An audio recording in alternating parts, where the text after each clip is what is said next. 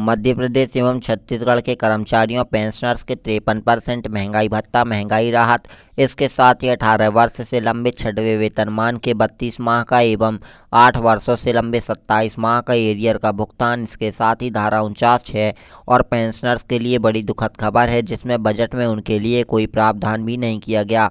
साथियों, यह खबर इसलिए महत्वपूर्ण है क्योंकि यहाँ पर कहीं ना कहीं आने वाले समय में जो है कर्मचारी भी एक समय बाद पेंशनर्स बनेंगे। इसलिए आइए आप लोगों को यह समस्त गंभीर मुद्दा ध्यान से समझाने की कोशिश कर लेते हैं। उससे पहले अभी तक आपने हमारे यूट्यूब चैनल को सब्सक्राइब नहीं किया तो यूट्यूब चैनल को सब्सक्राइब करके बेल आइकन को प्रेस करना ना भूलें, ताकि आप लोगों को भी ऐसे ही नए नए अपडेट मिलते रहें। बजट में वृद्ध पेंशनर्स को भूली सरकार, पेंशनर्स में भारी आक्रोश। जी हां साथियों, देखिएगा, बजट में 2025-26 में प्रदेश के वृद्ध पेंशनर्स के लिए कोई प्रावधान नहीं कर सरकार ने असंवेदनशीलता का परिचय दिया है। प्रतिक्रिया व्यक्त करते हुए पेंशनर्स वेलफेयर एसोसिएशन के संरक्षक गणेश दत्त जोशी एवं प्रदेशाध्यक्ष आमोद सक्सेना ने बजट को पेंशनर्स हितों में घोर उपेक्षा वाला बताया है। साथियों, देखिएगा, गजट नोटिफिकेशन के बाद भी 18 वर्ष से लंबे छठवें वेतनमान के 32 माह के एवं 8वें वर्षों से लंबे 27 माह के एरियर का भुगतान सहित महंगाई राहत का बजट में कोई प्रावधान नहीं कर पेंशनर्स के प्रति असंवेदनशीलता व्यक्त की है। साथियों, देखिएगा, यहाँ पर जो जोशी जी हैं उन्होंने आरोप लगाया है कि चिकित्सा में अभाव में कोविड के कारण अनेक पेंशनर्स की मृत्यु का भी सरकार पर कोई असर नहीं हुआ है।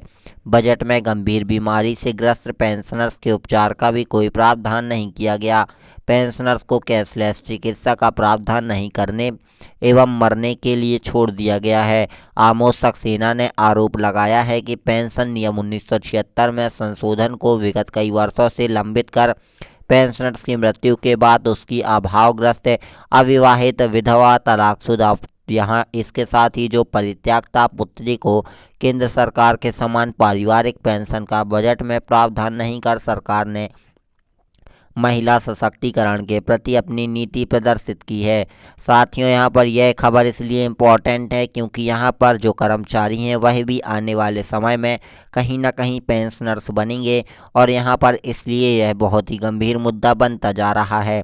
साथियों, देखिएगा, पेंशनर्स वेलफेयर एसोसिएशन खंडवा जिले के अध्यक्ष अरुण सोनी ने बजट को घोर निराशाजनक बताते हुए पेंशनर्स को अपनी मांगों के लिए प्रदेशव्यापी आंदोलन के लिए तैयार रहने का आह्वान किया है।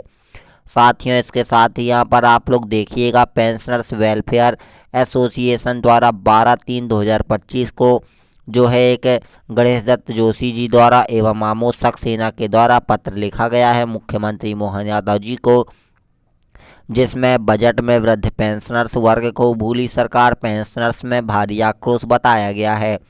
जिसमें जोशी जी एवं आमोद सक्सेना ने आरोप लगाए हैं कि यहाँ पर कोविड-19 के कारण पेंशनर्स की मृत्यु हो गई, गंभीर बीमारियां हुई, इससे पेंशनर्स जो है उपचार से यहाँ पर कोई प्रावधान नहीं किया गया। बजट में पेंशनर्स को कैशलेस चिकित्सा का प्रावधान नहीं किया गया, मरने के लिए छोड़ दिया गया।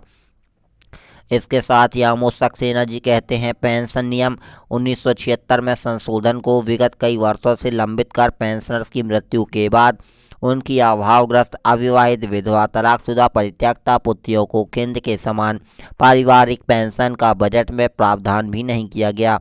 साथियों, इसके साथ ही एक और छत्तीसगढ़ कर्मचारी अधिकारी संयुक्त मोर्चा के द्वारा पत्र सामने आया जो कि 9/3/2025 का है, जिसमें प्रति माननीय मुख्यमंत्री महोदय छत्तीसगढ़ शासन यानी कि मुख्यमंत्री जो छत्तीसगढ़ के साय हैं उनके लिए यह लिखा गया है, जिसमें चुनाव में कर्मचारियों को मोदी की गारंटी के तहत किए गए वादों की झलक दिखाई देगी, किंतु 1 जुलाई 2024 से 3% महंगाई भत्ता और 8 माह का बिना किसी एरियर्स के 1 मार्च 2025 से प्रदान करने में कर्मचारियों में भारी निराशा है।